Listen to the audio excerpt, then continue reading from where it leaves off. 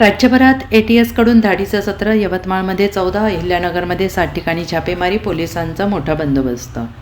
राज्यभरात सध्या सुरू असलेल्या ATSच्या कारवाईमुळे मोठी खळबळ उडालेली आहे. अशातच विदर्भातील यवतमाळमध्ये पुसद आणि उमरखेडमध्ये 14 ठिकाणी छापेमारी करण्यात आलेली आहे, तर अहिल्यानगरमध्ये 7 ठिकाणी ATSचे छापे पडल्याची माहिती आहे. दहशतवादी संघटनांच्या संपर्कात राहून अनेक तरुणांना सक्रिय करण्याच्या हालचाली आढळल्यानंतर ATSनं सर्च ऑपरेशन राबवलं आहे. त्या अनुषंगाने अनेक भागात जवळपास 21 ठिकाणी ATSचे सकाळपासून सर्च ऑपरेशन सुरू असल्याची माहिती आहे.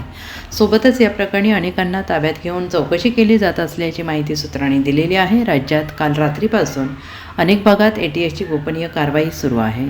विदर्भात 4 ते 5 ठिकाणी ATS पथकाने कारवाई सुरू केलेली आहे. यवतमाळ जिल्ह्यातील उमरखेड आणि पुसद गावात ATS पथकाची काल रात्रीपासून कारवाई सुरू आहे, तर अकोला जिल्ह्यातील उरळ पोलीस स्टेशन अंतर्गत काही भागातही कारवाई सुरू आहे.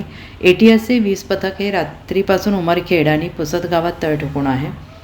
ATS प्रमुख चंद्रकिशोर मीना यांच्या नेतृत्वात विविध पथके तयार करण्यात आलेली असून राज्यात अनेक ठिकाणी काल रात्रीपासून ही पथके तळ ठोकून आहेत आणि एकट्या यवतमाळ जिल्ह्यात जवळपास ATS 20 पथक दाखल झालेले आहेत. या ठिकाणी स्थानिक पोलिसांसह IPS अधिकारी देखील हजर आहेत. त्यामुळे या कारवाईत नेमकं काय घडतं हे पाहणं महत्त्वाचं ठरणार आहे. Bureau report SBN Marathi, Mumbai.